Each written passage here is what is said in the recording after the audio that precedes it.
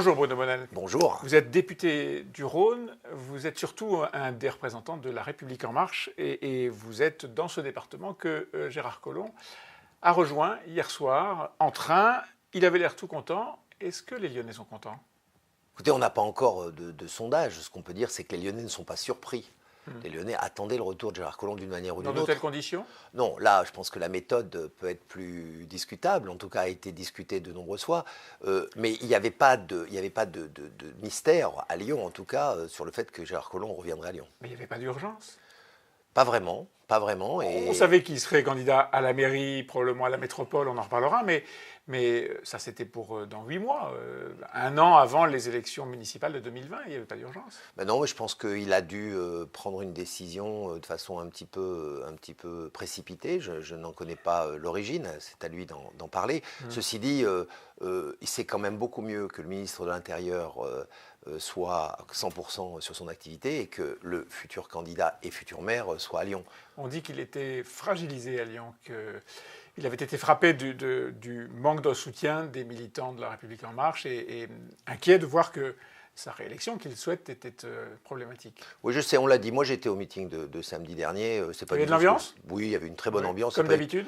Oui, au contraire, il y avait une ambiance intéressante parce qu'on sentait la vibration de la campagne, qui est quand même la chose qui réunit déjà les militants En Marche. Oui, parce qu'il y avait la préparation des campagnes européennes qui arrivent. Et donc, au contraire, il y avait une ambiance plutôt sympathique, plutôt dynamique. Donc, je ne pense pas que ça soit ça. C'est plutôt les mouvements de l'opposition à Lyon qui sont intéressants à regarder. Laurent Wauquiez avec son premier vice-président Étienne Blanc. Président du conseil régional Rhône-Alpes-Auvergne. Qui clairement a fait de la métropole de Lyon une cible. Parce que c'est une marche de plus vers d'autres ambitions. Ouais. Marion Maréchal, ne l'oublions pas, qui a créé une école à Lyon. Une école qui, même si elle est entre guillemets apolitique, a quand même des tendances un petit peu de droite extrême, et pour pas dire d'extrême droite. Donc je pense qu'il y a une ambiance où les jeux commencent à se préparer. Alors est-ce que Gérard Collomb a jugé qu'il fallait y aller maintenant ? Est-ce qu'il est inquiet ? Alors, vous savez, seuls les paranoïaques survivent dans la politique. Donc forcément, vous êtes obligé de vous tendre un petit peu. Alors, est-ce que vous êtes inquiet ? Vous êtes encore une fois La République En Marche. Lyon est un bastion de La République En Marche. C'est le premier qui avait basculé vers Emmanuel Macron. Est-ce que vous êtes inquiet sur les municipales ? Écoutez, moi, je ferai tout ce qui est possible pour que Lyon soit conservé, le berceau de la Macronie soit conservé là-bas. Maintenant, Gérard Collomb n'est pas l'alpha et l'oméga de la Macronie. Il va falloir... Quand on commence à dire ça ? Non, quand on commence à dire ça, on veut simplement dire, attention, il va falloir rassembler. Il faut que derrière Gérard Collomb se regroupent des forces vives. Moi, je crois surtout ce qu'on a vécu hier, c'est un moment charnière.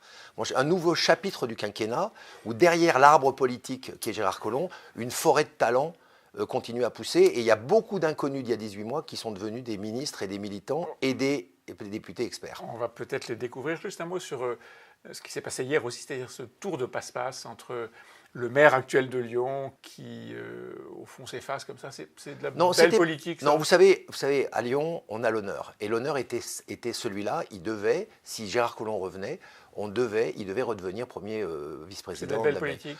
En tout cas, c'est un engagement qui l'honore parce que. C'est pas un peu, loin de la nouvelle politique que vous professez ?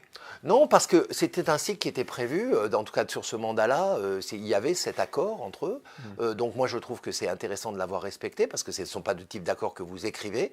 Maintenant, le vrai challenge, c'est pas la poursuite du mandat actuel, ça va être la conquête du suivant. Qu'il soit réélu, il aura 73 ans quand il sera candidat. Bah oui, c'est pour ça que l'équipe avec laquelle il va aller est importante et le projet qu'il va porter est important. Bon, vous le soutenez, c'est clair. Le défi à Emmanuel Macron, défi à l'autorité du président, vous le jugez comment ? Écoutez, moi je le juge un petit peu comme une comparaison sportive. Quand un joueur ne veut pas jouer, le coach, qu'est-ce qu'il lui dit ? Il commence à essayer de le convaincre. Ça, c'était la séquence 1. Quand il confirme qu'il ne veut pas jouer, il lui dit de partir. Et je trouve que la séquence d'autorité s'est très bien passée et que le Premier ministre soit en intérim montre l'intérêt et l'importance de la sécurité pour le gouvernement. Il y a eu un défi quand même à son autorité. Comment est-ce que le président doit reprendre la main ? Est-ce qu'il faut par exemple un remaniement gouvernemental large ? Écoutez, moi je ne suis pas dans la tête du président, c'est sa responsabilité. Mais moi, vous avez une analyse politique.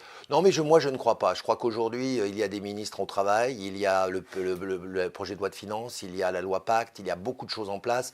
Perturber encore les cartes dans ce moment ne serait certainement pas le moment idéal. On verra bien après les européennes. Il y a tout ça, Bruno Bonnel, et il y a aussi des ministres faibles. Oui, il y a toujours dans un gouvernement des gens qui sont plus ou moins faible. Moi, il y a aussi des ministres très forts. Je répète, Agnès Buzyn est quelqu'un de remarquable qui s'est révélé. Tous ces gens Santé. étaient inconnus. Ouais. Agnès Buzyn à la santé, Jean-Michel Blanquer à l'éducation, Marlène Schiappa, qui est une inconnue également, qui a découvert le monde politique. Secrétaire d'État à l'égalité femmes-hommes. Oui, donc je pense qu'il y a une séquence intéressante de naissance de nouveaux talents politiques, avec forcément certaines faiblesses, mais qui seront rectifiées dans le temps. Alors vous avez évoqué à plusieurs reprises les talents politiques, l'éclosion de jeunes pousses qui, pardon, mais on ne les a pas trop vus là depuis 36 heures, depuis cette démission surprise et cette sorte d'affront fait à l'autorité du président de la République. Silence radio dans les rangs d'En Marche. On a même vu des éléments de langage qui étaient distribués en disant on ne commande pas. Le président de votre groupe à l'Assemblée nationale, Gilles Legendre, a dit mais on ne va tout de même pas demander au président des marcheurs de commenter cet événement.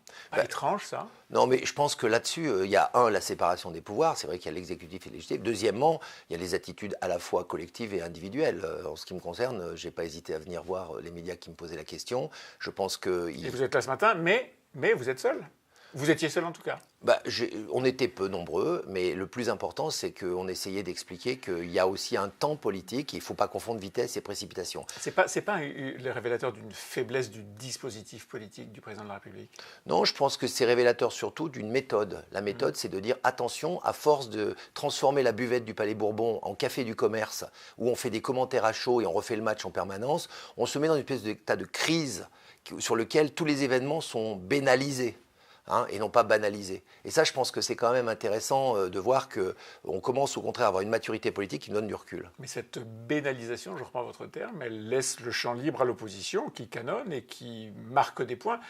Clairement, je ne pense pas que la majorité aujourd'hui sorte gagnante de ce silence d'un côté face à la canonnade de l'autre, n'est-ce pas? Vous avez raison, il va falloir contrôler cette mitraille qui pour le moment est plutôt justement dans la vocifération et dans l'anecdotique. Je pense qu'il faut qu'on revienne aussi à un message essentiel de cap de transformation et répondre à l'opposition sur quelles sont leurs idées. Et là-dessus, on s'aperçoit que les munitions manquent en grand nombre. Un dernier mot au député de Villeurbanne. Vous êtes dans une région où il y a des quartiers, comme on dit. Hier, en tirant le bilan de son action au ministère de l'Intérieur, Gérard Collomb a tiré la sonnette d'alarme dans des termes et des conditions qui sont assez étonnants. Il a parlé d'un risque de vivre face à face alors qu'on vit côte à côte en ce moment. C'est clairement un risque d'affrontement. Est-ce que vous sentez que la situation est tellement dégradée?